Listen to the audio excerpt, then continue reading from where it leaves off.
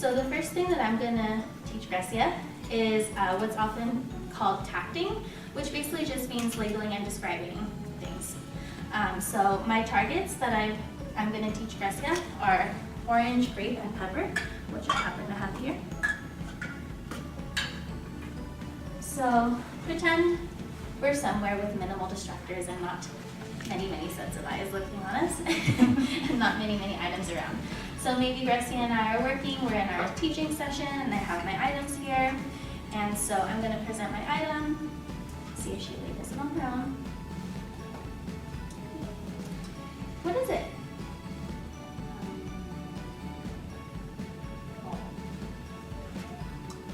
What is it? Orange. Orange. It's an orange. You are absolutely right.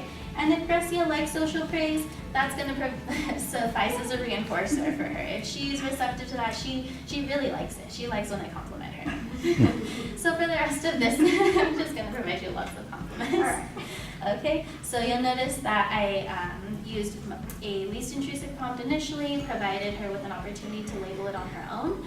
After that, I provided a next prompt, which is sometimes used, which is called basically a question. What is it? Oftentimes you hear that when you have a little kid and mommy's like, what is it, honey? What is it? Blah, blah, blah, right? So that's the type of prompt that I would use there. And then after that, I paired that prompt with the actual response that was correct. So it's an orange. What is it? Orange. So start there with that. The next one I'm going to do is pepper. It's a pepper. Oh my goodness, you are the smartest girl in the world. And next would be grape that I have here.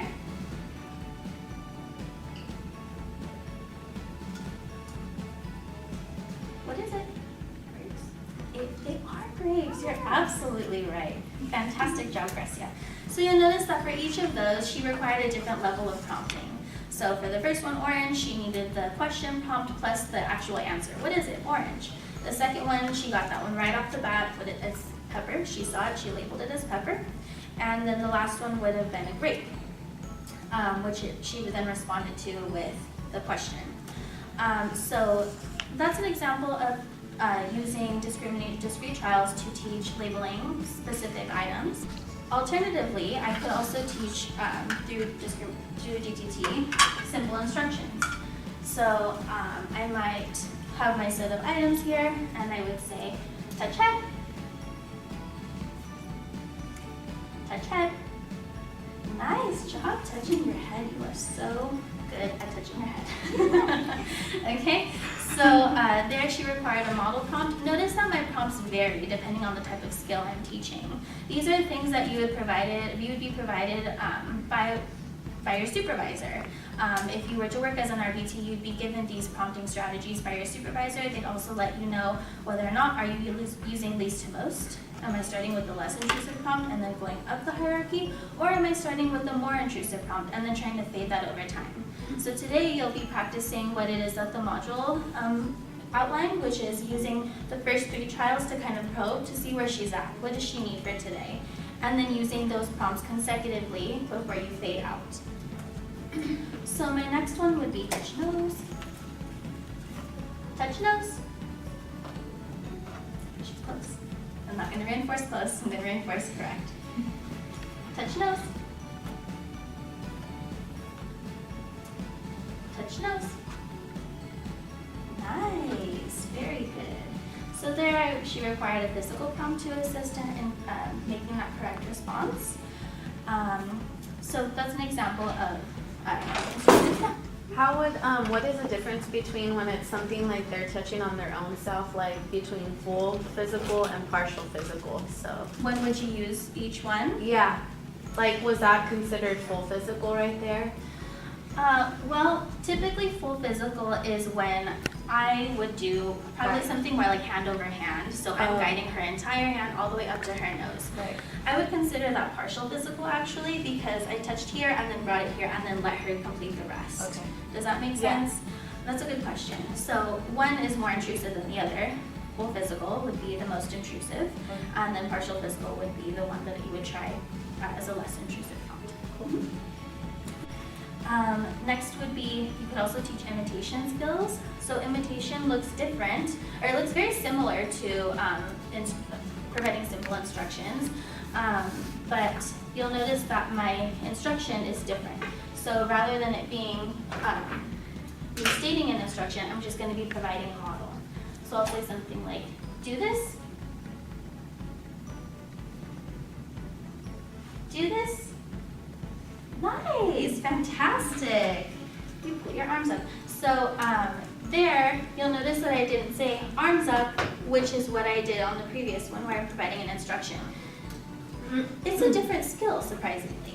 So with one, you're teaching I'm going to state an instruction, she's going to respond, I'm going to provide praise for engaging in the correct behavior. The other one, I'm actually looking for her to attend to my model of that behavior, and then for her to provide reinforcers for actually doing that same thing that I'm doing. So that's what an imitation target would look like.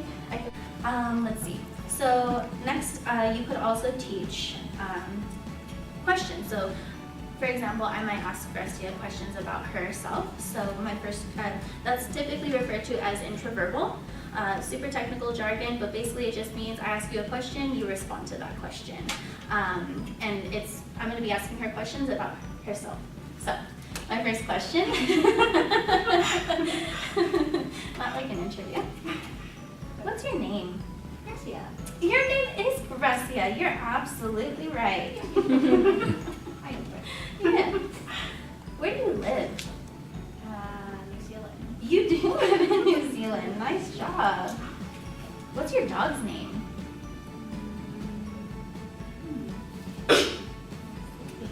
What's your dog's name? Oh yeah, Mimi. Mimi. You're right. Your dog's name is Mimi. So sometimes we start off with teaching learners just personal information about themselves.